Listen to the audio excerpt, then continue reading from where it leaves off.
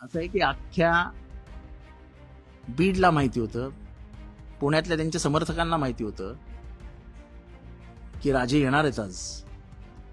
त्याप्रमाणे राजे आले. राजे येताना माणसं घेऊन आले. म्हणजे हे तर किती गंभीर आहे की राजे येताना माणसं घेऊन आले, फौजच घेऊन आले.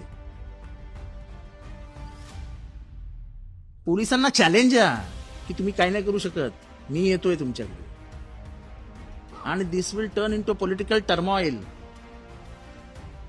उद्ध्वस्त करून जाईल राज्य व्यवस्था हे असं जर व्हायला लागलं. पोलिसांचा दबाव, पोलिसांची भीती हे गुन्हेगारांच्या मनात असलीच पाहिजे.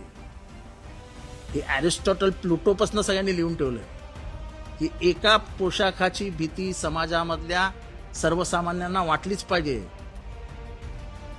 जर तीच भीती उरली नाही तर मग कोणाला घाबरणार आहे?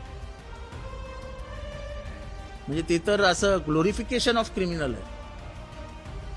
म्हणजे हे तर गुन्हेगाराचं उदात्तीकरण आहे की तू हजर होतेस का, ये आम्ही आहेत स्वागताला.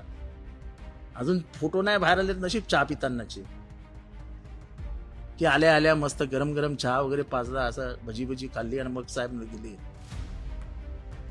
जो माणूस इतकी हिंमत ठेवतो की मला तर अटकपूर्व जामीन मिळणारच होता. अरे मिळणार होता?